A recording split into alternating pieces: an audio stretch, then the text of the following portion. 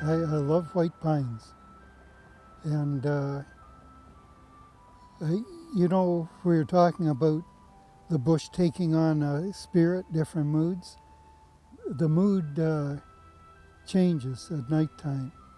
And there's nothing like being at a campfire with a pine tree and the moon going through the pines, the moonlight.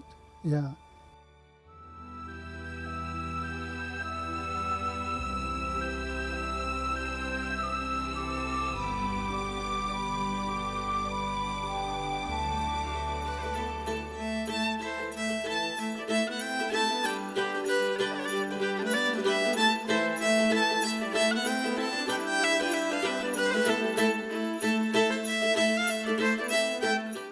Ray Smith constructed, over the course of the next 20 years, many of the log cabins and buildings that still stand today around Oxtongue.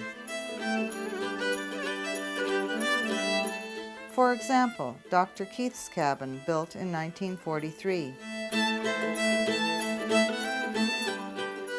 Timber Trail on the edge of the Oxtongue River. And the main building and various cabins at Lakewoods. Many of the trees that Ray Smith used to build these structures were acquired from woodlots owned by Hubbell and Son. And all the wood that was on the timber limits would be utilized. Mostly hardwood, maple, yellow birch, oak, cherry, ash, elm, but a lot of softwood too, spruce and balsam and even tamarack. And in 1935, Jack Hubbell's grandfather, Urband, and his father, Frank, began their logging business in Haliburton County. As Jack explains, it was a tough life, but even in the worst situations, his father, Frank, never swore. Sort of wish I could say the same. If he was quite angry, he would say jumping mouse. That was his sort of saying.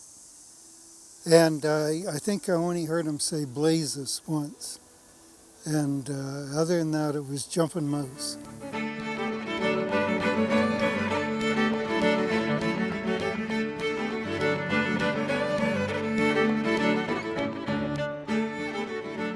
In 1949, Frank opened a mill at Oxtongue Lake, and close to 100 loggers with their wives and children were part of the new community. Frank even built a new school for the kids, and the noon whistle at the mill soon became part of their daily lives. The sawmill supplied lumber for things like furniture, ships, toys, piano keys, bowling pins, and even timbers to the TTC in Toronto when it was constructing the new subway system. Anything that was mature would be taken, nothing was wasted. Among the staff at the mill were people like Cliff Farnsworth, the mill manager, Alex Campbell, the steam engineer, Gordon Godfrey, the yard foreman, and Marvin Bowen, who drove horses out in the bush. My job was cutting trails. And they'd skid the logs with teams of horses. Lynette was a beautiful horse. It was a very, very nice horse, but she would nip you on the arm if you wasn't kind of watching. Like, I was fairly young, but I do remember Marvin as being a reasonably pleasant man. He worked on the sorting table, and the sorting table was sort of the end where the end product came from the mill. Usually they would cut all the same species at one time of wood, but you had to pile it according to grade and length and that sort of thing. So you had to know what you were doing when you were working on the sorting table. And as Jack Hubbell recalls, hauling logs with horses was no easy task. One time, Dad bought a horse from a horse trader he didn't really trust. So he looked at the horse, decided that it had to be a good horse. It wasn't a horse, it was a team.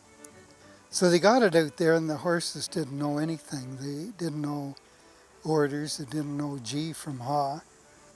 And there was one logger there who was from Quebec. And he said, let me try it. And he went up and he started speaking French to them. And of course the horses were perfectly good. So it ended up, we ended up with bilingual horses. You don't think of horses being language specific, really. And but these horses were.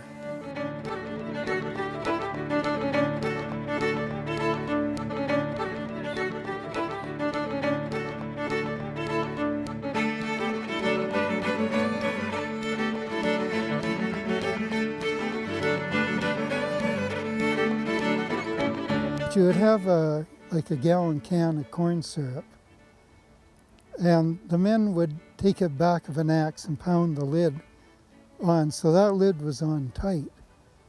And this one day that I was out there in the bush, the ravens actually pried that lid off with their beaks. How they did it, I have no idea. And they ate every bit of that corn syrup. It was absolutely gone. And it was shiny clean. The can, the inside of the can was shiny clean. But how those crazy ravens ever got that off with their beaks, I have no idea.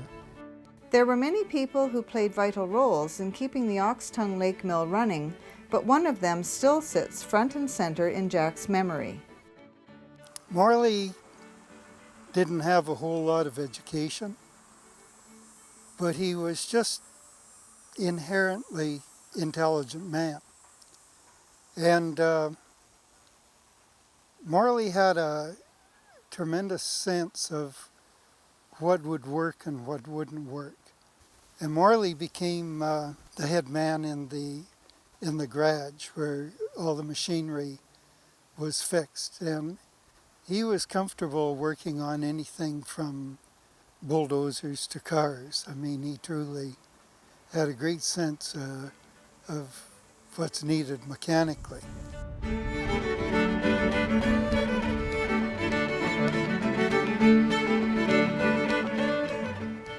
At the mill site on Ox Tongue Lake, by that time logs were delivered by truck. The timber limits were basically on the other side of Ox Tongue Lake from the mill. And they would flood the ice surface going across the lake so that trucks could go across the lake and come back with a load of logs. This one day, a truck was coming back and it went through the ice, and there was a bulldozer on the back of it. So what they did, like there were no scuba divers around then that could help you out, so you just had to make do with what you had. With long poles, they reached down into the water and hooked a cable up to the winch of the bulldozer. And then they with block and tackles and everything, they lifted that dozer out and then put timbers across underneath it, let it down on the ice. And Morley Card was the man working on the dozer to get it going, and it didn't take Morley too long to get it going either. After the bulldozer was sort of on its merry way to shore, they got the truck out. And it sounds like a pretty simple operation, really. But how they managed to do that, hook those cables onto those machines, is sort of baffling. But they did it because they had to do it.